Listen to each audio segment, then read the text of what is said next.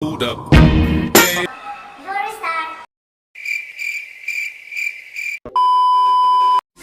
Everybody fucking drunk.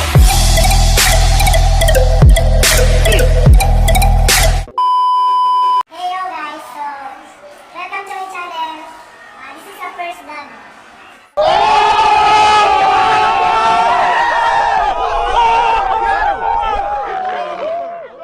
So, first time ko ngayon Hold up. Hey, for my niggas who be thinking. topic natin ngayon is about globalization and poverty. So, ano nga ba yung globalization and poverty? So, before we start, mag-interview muna tayo sa mga idea ng ibang tao. Ganun. So, let's go guys!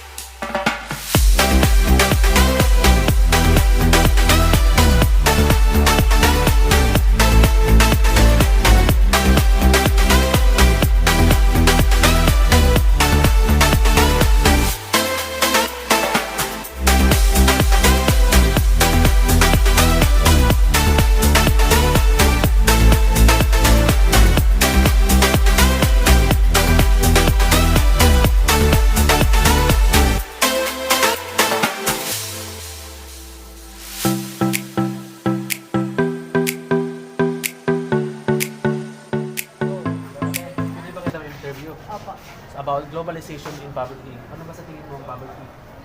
So for me, poverty is about a condition of not having enough money to afford the needs of a human being.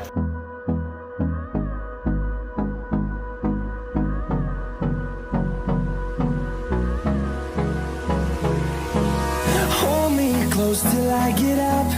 Time is Hold up. I don't wanna waste what's left. The storms we chase are leading us, and love is all we'll ever trust. Yeah, no, I don't wanna waste what's left. And on we'll go,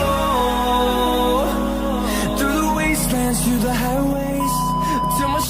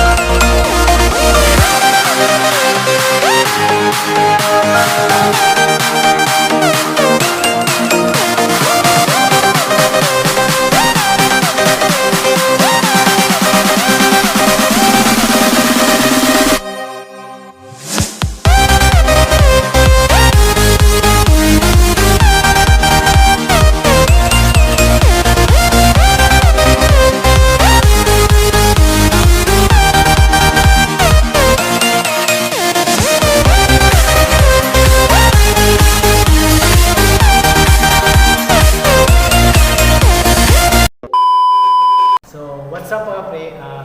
So ngayon guys, nakuha na natin yung idea ng ibang tao about globalization and poverty. So ngayon, may kasama ako na mag-share ng idea about poverty. Wow! So, ito sila guys, na magagandang dalagita galing sa Smith. So, yun, sila mag-explain about globalization and poverty. Hi guys! I'm Rosan Diana. I am Hazelan Sabuncillo at ang topic namin ngayon is about Globalization and poverty. So partner, ano nga ba ang globalization and poverty? Partner, poverty is one of the global challenges and solutions to which the world community will search for many decades. How about you, partner? May idea about poverty?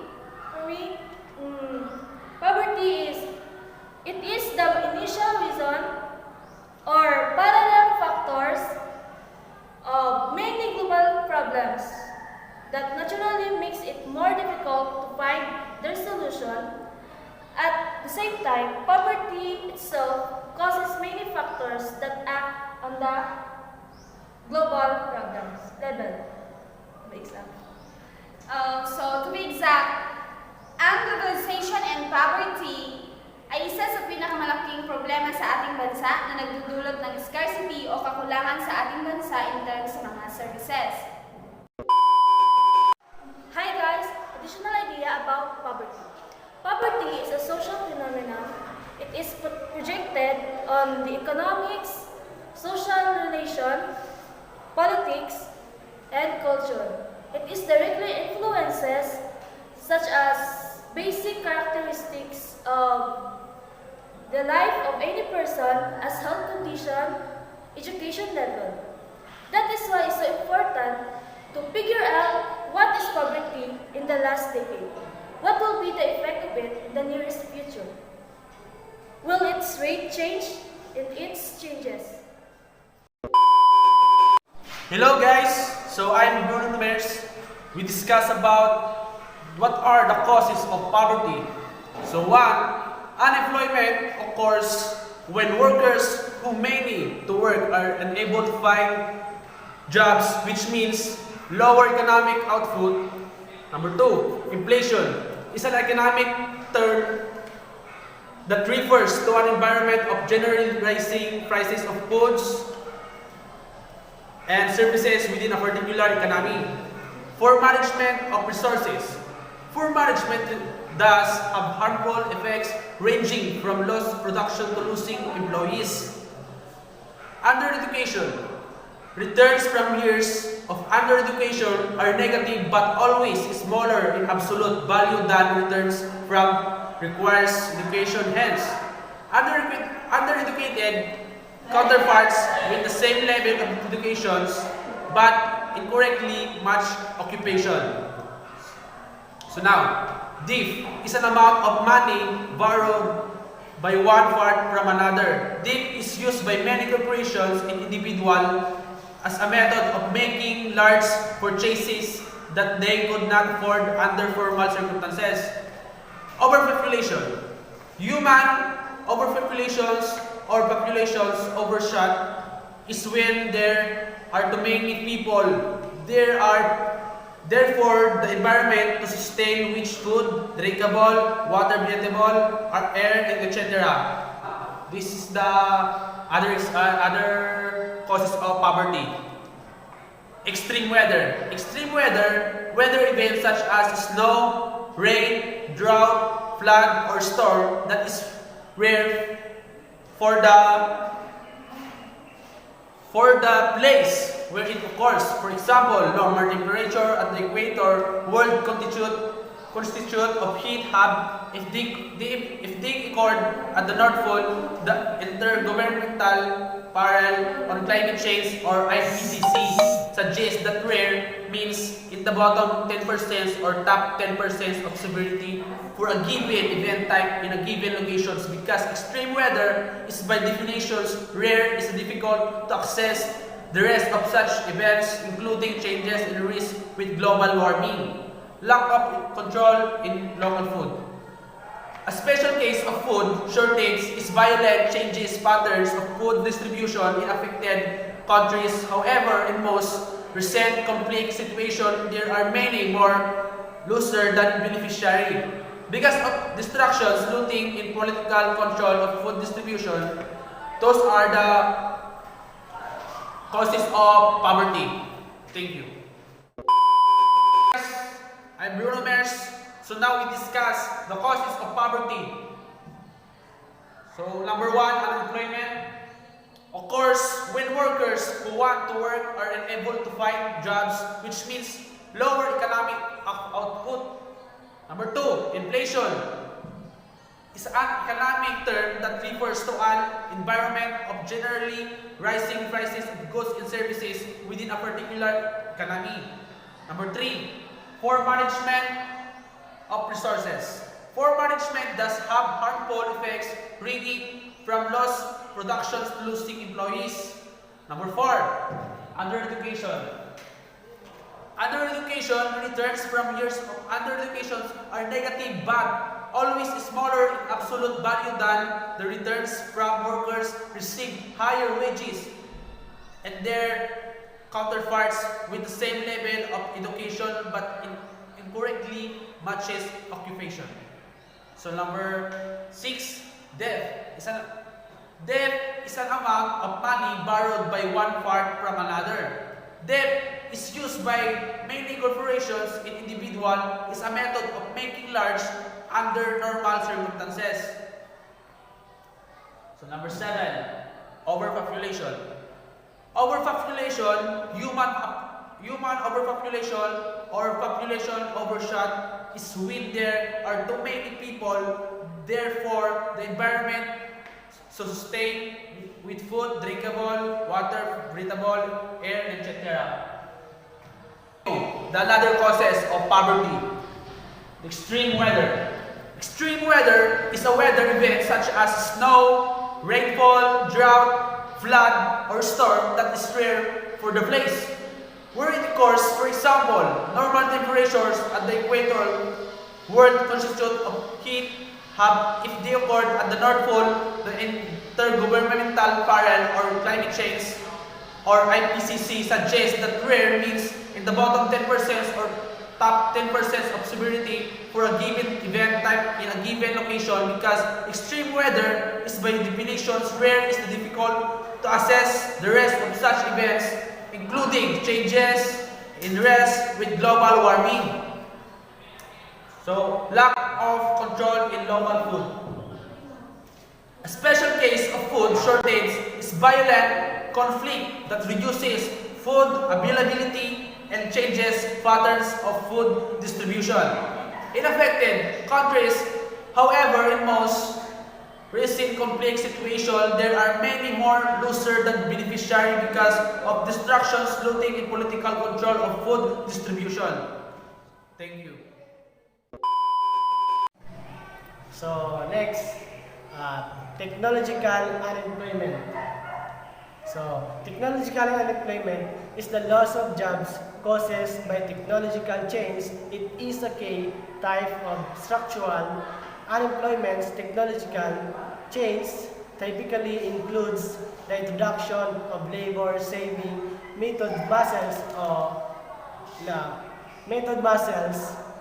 machines, or more efficient mechanical mind processes or automation. So that's all. These are the rate of poverty in the different country. So first, Brazil. Second, China, Guatemala, Panama, India, Indonesia, Philippines, Belize, Tajikistan, St. Lucia, Angola, St. Lucia, Kenya, Ghana, Bangladesh, Nigeria, Haiti, Zambia, Madagascar, and the last, we have Chad, color blue.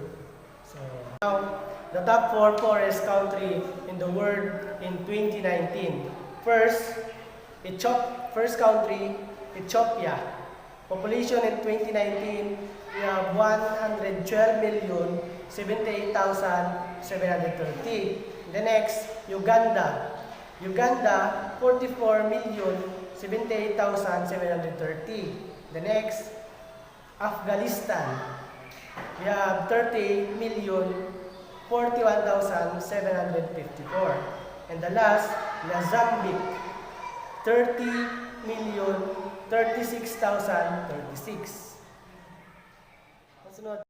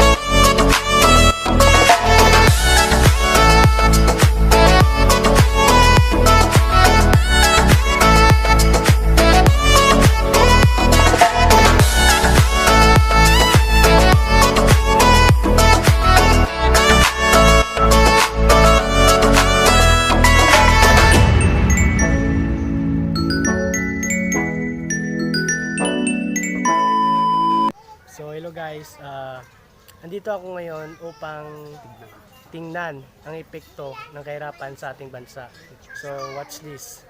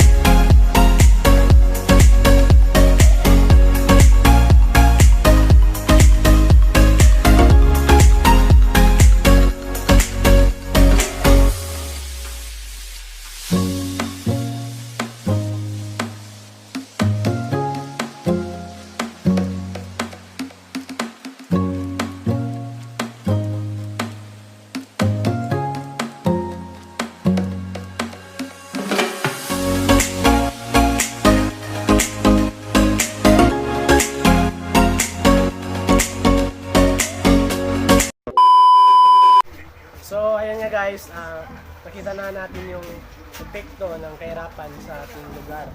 So ngayon, pauwi na kami. Dito kami sa bayan ng Las Vegas. I hope marami kayong natutunan. Hold up.